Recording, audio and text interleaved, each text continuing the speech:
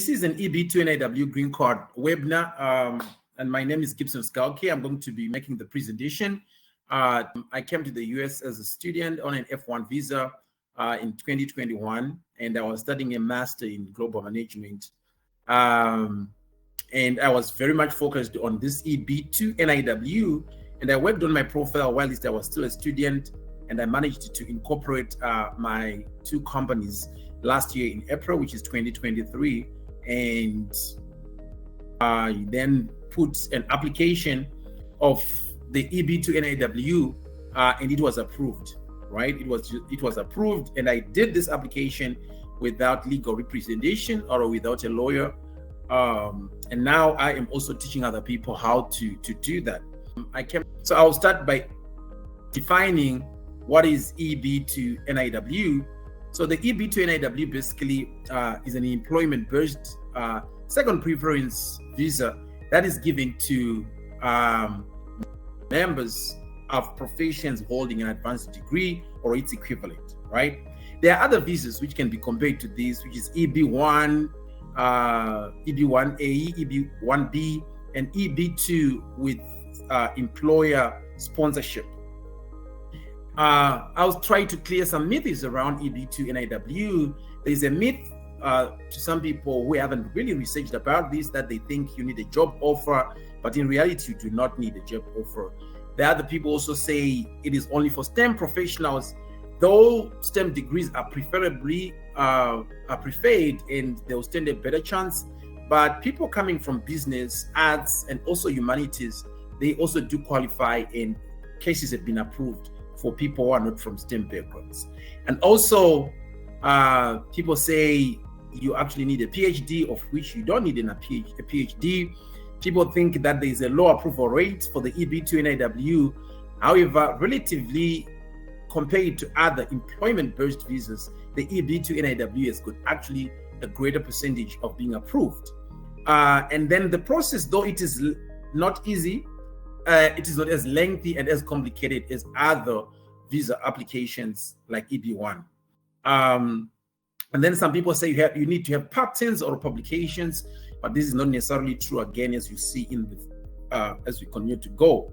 All right, so eligibility. If you're going to go on internet right now and say, hey, I want to hear and I want to read more about EB2 NIW, this is the website that you have to go to. Just go on Google, just put in EB2 NIW USCIS, and the first page that actually comes up, that is the page that you have to deal with, right? Just go on that page and read that page. You will learn more about this EB2 NIW. And I know some of you haven't really gotten to be familiar and conversant with this. So this will give you more information. When you get to that page, right, it will give you something like this, right?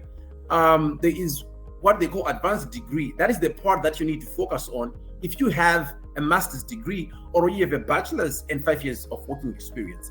Do not concern yourself with exceptional ability unless if you do not have a master's degree and you do not have a bachelor's with 5 years of work experience in the area that you are teaching, okay? Because a lot of people mix this up. They think you need to have an advanced degree and also you have to have exceptional ability, but that is not the truth, right? You just focus on advanced degree, do not care about the exceptional ability, and also do not care about this criteria that comes after that, because this criteria only speaks about people who are going to work on this using exceptional ability. So do not ignore this part. Do not get confused, because I speak with a lot of people about this and they, hey, I don't meet the criteria, But what you really need to focus on is just this first section in green, which speaks about advanced degree, okay? So just to clear some confusion. And now, to conclude on this issue of eligibility criteria, I think this is the way you should look at it. You should have one of these boxes that you're looking at right now. Either you do have a PhD, which is great, or you do have a master's degree, that is okay, or you don't have a PhD, you don't have a master's degree, but you have a bachelor's degree with 5 years of working experience in an area that you are teaching, right? In an area that you are teaching. Maybe you don't have a PhD, you don't have a master's degree, you do not have a bachelor's and 5 years of working experience, but you have done some phenomenal work in business. some phenomenal work in arts, maybe some phenomenal work in whatever it is, right? Then you fall under the exceptional ability pathway. At that point in time now, you look at that criteria that I said you should ignore. But I know many of you here, you have bachelor's degrees, at least with 5 years of working experience, or you do have master's degrees, or you do have PhDs. So you just need to focus on one of those boxes at the top and then ignore everything else, right?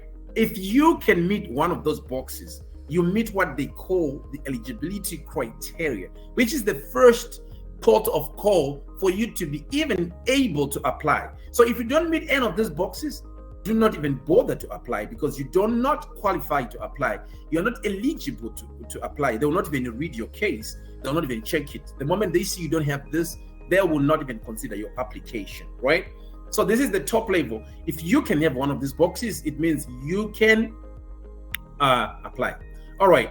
But now, just being eligible is not enough, okay? Just being eligible is not enough. Eligible is an entry point. Now you're eligible, you have a master's degree, you have a PhD, you have a bachelor's degree with 5 years of working experience. That's good, but that is the beginning. What they then now look at is the application itself, what you are saying in your application.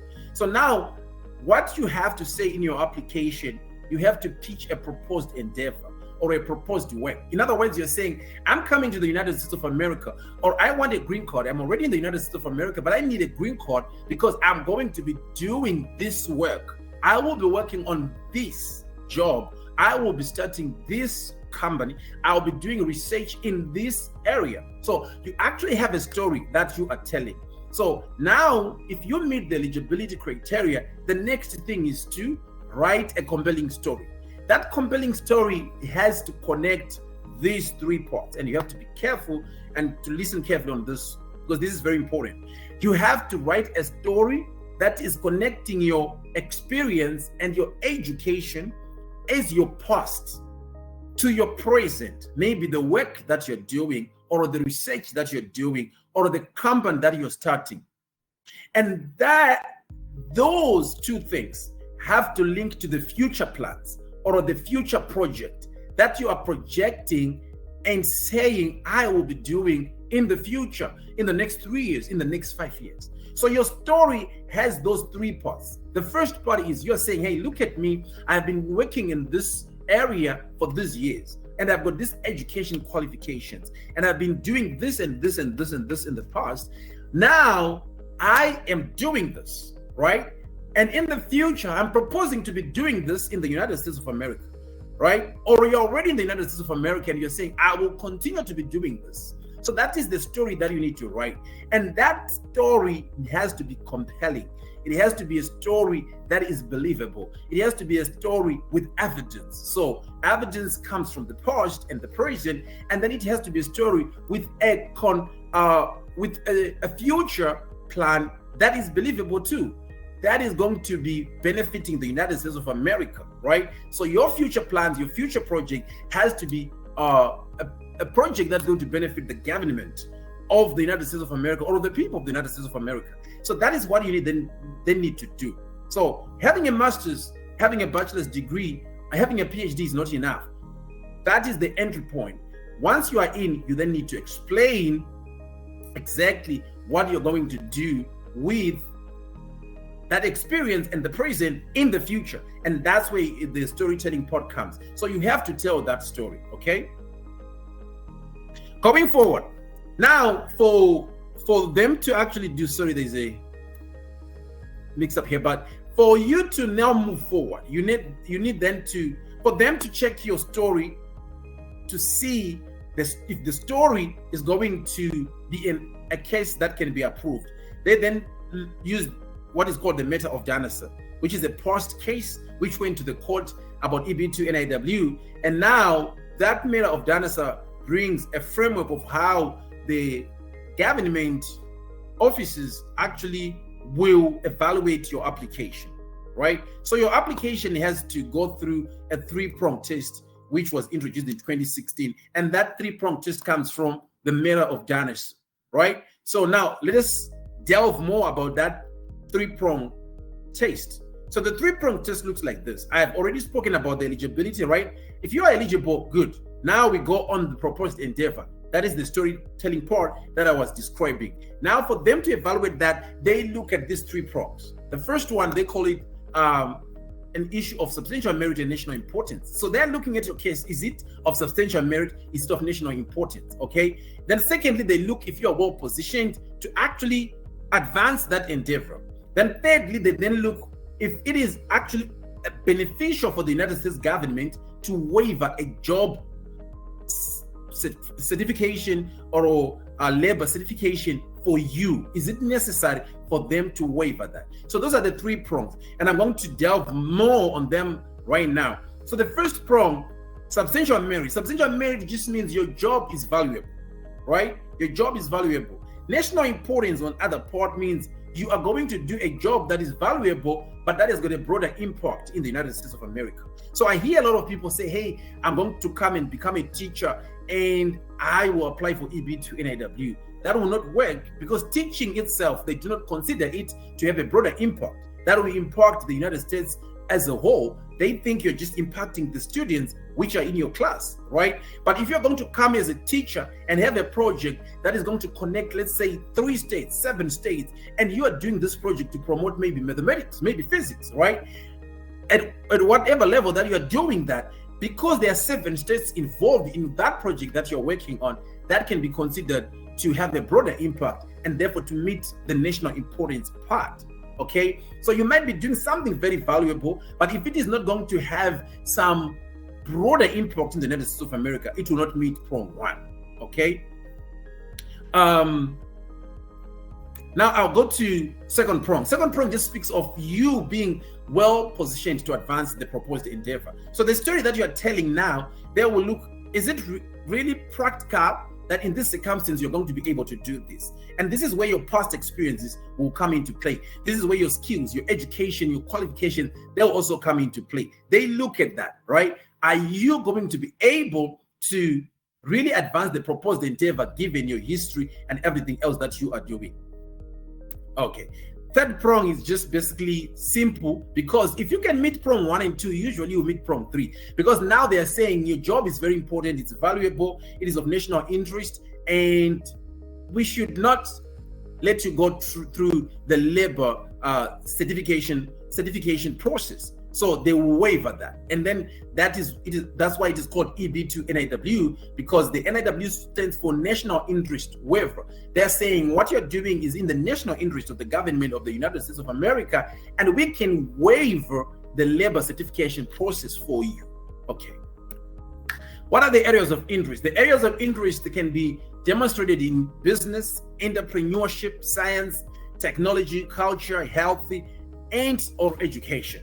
Okay, and some of the examples, just to trigger your mind to think, areas of interest can come through if you are doing a project to do with women, if you are doing a project to do with financial inclusion, diversity, if you're doing an entrepreneurship things to do with sustainability and climate change these days, and also things to do with what they're called BIPOC populations. These are the Black, indigenous people of color in the United States of America. If you're doing something to do with education, STEM, children rights, community building, right? Working with immigrants, all those things, depending with exactly what you are doing in that area, it can be called an area of interest. Okay, but let us try to be practical now and come back to you. Okay, coming back to you, I'm going to, what is this for or not for? Let's talk exactly, and we focus on the individual that is listening to me right now. Right now, we have established that you can show or demonstrate the merit in different areas: business, entrepreneurship, science, technology, culture, etc., etc. But who is this for? This is not for everyone. You might have a master's, you might have a PhD, but this is not for everybody. This is for people who are really driven, right? This is for people with evidence in the past, or people without evidence in the past who are willing to create that evidence, who are willing to build a profile in these areas of interest, right? People who want to make their present their past in the future so that they can actually then apply for the EB2 NIW, right? This is not for people who are lazy, people who are already not working in the areas of interest, and they don't want to then work in the areas of interest and create evidence. Okay, generally it's not for lazy people. You might be actually working in areas of interest, but if you're not that kind of a person who want to go out and do more and bring evidence together and then put the application together, this is not for you. And for sure, this is exactly how the American government operates. This is how the system is set up. The system is set up in such a way that if you are lazy, you will not get into the system. So you can come and declare asylum, you become an asylum seeker. But for you to move from asylum seeker, they will delay and make sure you spend 6, 7, 8 years on asylum seek as an asylum seeker. And if you want to move from that position yourself, you have to do something like this, where you work on an area of interest and then you put it on an application that is believable. And that's exactly how the American system works. It works on productivity. It works on people who work up and say, I have a plan, I have a vision, I want to work on something, I want to accomplish something. And by doing that, they eliminate a lot of lazy people from being integrated into their system. So the EB2 NIW is also just part of that system, where if you are lazy and you're not willing to actually meet what they're talking about, you are not going to get your case approved. So in that case, it's not for you. It's not for lazy people. It's not for people like that. It is for people who are driven, people who say, hey, what can I do to actually qualify for this application? And then they actually work with patience. It is for people who love to work with patience. All right, let's move forward. Now, building a profile. So there are people who are with me here right now, and maybe you already have a profile, you already have the evidence, you already have written papers, you have publications already done, you have a lot of work, but maybe you didn't know about EB2 NIW. What you just need to do now is to gather the information together, maybe in 1 month, maybe in 2 months, maybe in 3 months, and then you come up and put up an application. Now what is needed is just the storytelling part. Maybe that is what you need to do right now, okay? You already have the evidence. What you need is just to gather the evidence and then project a future story, a plan that you write about that is supported by the evidence, and then you put up your application, and then the application is approved. But many people do not meet or do not fit into that category. A lot of people, when they come to me, they are at a place where they actually don't have the evidence.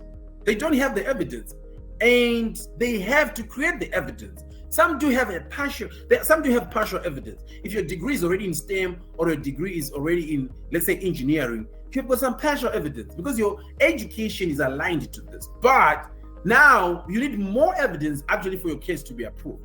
And that is what I see with many people, that they actually do have partial evidence, but they don't have strong evidence to get their cases approved. So in that case, you need to build a profile.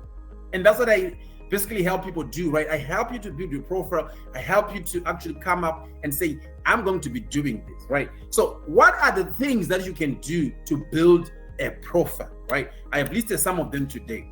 Maybe you need to do further studies. Maybe you need to do a master's program to build your profile, okay? Yeah. Maybe you need some professional experience. You need to go and do an attachment somewhere or work somewhere else, building your profile. Maybe you need to do more research and publications, right? If you are doing a PhD, maybe write more papers. If you're doing a master's program in science and technology, write more papers, okay? Maybe you need to add more papers and get more citations for you to build your profile. Maybe you need to do some professional contributions in professional organizations. You have to actively participate. Maybe you are a finance guy, join one of these professional organizations, make presentations so that you become an authority in that area, and you can use those presentations as evidence that you are a leader in your area and you are a thought leader in your area, okay? Maybe you are actually doing something that is not aligned to national importance, okay? So what you need to do is to pivot. You need to pivot and say, maybe what I'm doing right now will not get me a green card. Let me do something that is within the national importance of the American government. Okay, so you start to build a profile in an area that you think the American government thinks is of national importance, which means now you are actually reverse engineering your story and your endeavor, and you are now working on something that, you know, if I work on artificial intelligence right now, the government is interested in this. If I work on women, the government is interested in this. Maybe that's what you need to do to build your profile. Maybe what you need to do is to get more letters of recommendations from your past jobs, your colleagues and things like that. You just need to document a lot of testimonials from projects that you've already done. Maybe that's what you want to do right now.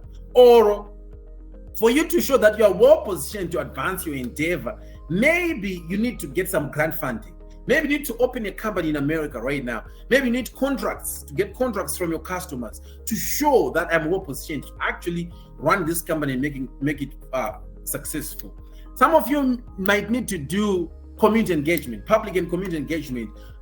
Just go back to your university and teach something along the areas that you're building your project, right? And of course, you need some good skills in storytelling and writing, crafting a narrative that will get your case approved, right? And I help very much with that because I think I'm a very good storyteller.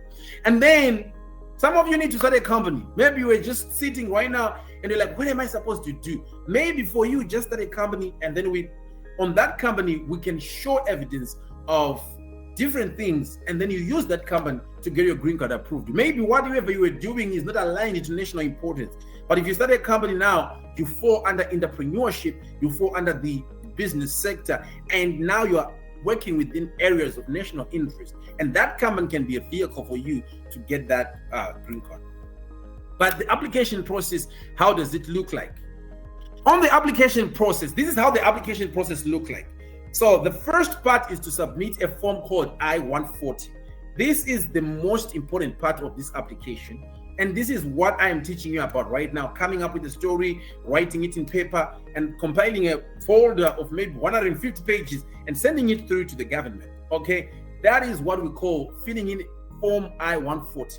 If you do that, and then your case is approved, then you do what we call change of status, okay? Change of status happens if you're here in the US, maybe you're on F1 student visa, and say, all right, okay, now I'm good to go. I am going to change the status from F1 to a green card, okay? If you are in Zimbabwe, Nigeria, or you're in Mexico, or wherever, outside the United States of America, you do what is called the consular process, right? If you are here, you do change of status and you fill in a form called I-485, right? But if you are outside the United States of America, you need to fill in a form called D-260. And then you go through a process called the consular process. And then you get your passport stamped while you're in your country. And then when you come here to the United States of America, within 3 weeks, they'll give you a green card. So that's how the process looks like. The most important part for you right now is just to focus on the form I-140. Get a case submitted and then get your case approved. The next stage, you know what, you will see it later on. And just to give you timelines about this, right? This used to be very quick, but now because there are a lot of people who are doing this, there are delays in getting the green card itself, right? Very much delays. So it can take you 12 months to actually 1 year, 6 months for you to get the green card after submitting an application, your initial application. It can take you 12 months to about 1 year, 6 months, because there are a lot of delays, because a lot of people are doing this now and there are a lot of delays, right? But what is important is to get started. Now, let us look at this process of Form I-140. The process is not even as expensive as people think if you are not going to use a lawyer. The process will just need $715, and you wait for an average of 6 months, usually 4 months, they would have responded to you, okay? But if you want them to respond within 2 weeks, within 3 weeks, you can pay an extra $2,800, and they will do that, okay? But for somebody who is doing slow with patience, with focused patience, you can just pay $715, wait for 4 months and hear what they say, and then if you're approved, you move to the next stage, okay? So using a lawyer or not using a lawyer, I have to talk about this because I didn't use a lawyer, right? But you can use a lawyer if you got the money. If you have got $7,000 to $20,000, you can use a lawyer, right? That's how lawyers charge. They charge within that range, okay? And that becomes a stumbling block for a lot of people. But what I'm doing right now is I created a community where you just pay a nominal fee to learn exactly how to write your case yourself, or somebody help you write a case on a budget that is below $1,000. And then when you do that, you just submit your case for $700, and the whole process might cost you just $1,100 or $1,200 to actually submit an application, and then you just wait for 4 months and you hear what they have to say. But if you've got $7,000, $20,000, you can still use a lawyer. But the challenge with lawyers also is a lot of people do not know how to create evidence. So if you don't have evidence, lawyers will not take your case, because lawyers, they worry a lot about that, their reputation. Yeah, they always talk about 99% chances of all my cases being approved, because they take the cream, they take the people who are already with evidence. But if you don't have evidence and you want to create it, then you need to work with somebody who can help you create a community, and in a community that can help you create evidence. And once your evidence is there, if you have money, you can still use a lawyer, or you can do it yourself. Okay. So I think that's what I have to say about lawyers. The most important thing is, do not wait to get a green card, whether you're in the United States on an F1 visa, J1 visa, asylum seeker, whatever status that you are in. The ultimate thing is you need to be planning getting a green card as soon as possible. If you're outside the country also, getting a green card while you come to America brings you a lot of stability, and it opens a lot of doors, right? You will not have restrictions to do whatever you want in the United States of America if you come with a green card, as compared to someone who just comes with an F1 visa. So if the American dream is really the dream that you want to pursue, for example, if you're in America, you're already pursuing that dream. The best thing that you can do for yourself is to get a green card. The earlier, the better. It opens all the doors and all the opportunities. Okay. So how can I help you? Let me tell you my story again in full. This is my approval, which came after 4 days of sending in an application to the USCIS department here in the US. This is how I proved my eligibility. I had a master's degree in global management, right? So that's what I just told them. I have a master's degree in global management, so I am eligible to apply for this, all right? And then also my endeavor, this is exactly the endeavor that I sent through that got me approved, right? My endeavor was entrepreneurial, and I told them that the first cause is I'm encouraging legal remittances and I'm reducing the cost of remittances. The second cause focuses on promoting entrepreneurship among socially and economically disadvantaged individuals, right? And I was doing this through my companies, which I had incorporated in the US, Siga Fintech Inc. and Vasga Ventures, all right? And how did I prove past prong 1? So substantial merit, I was quoting their acts, right?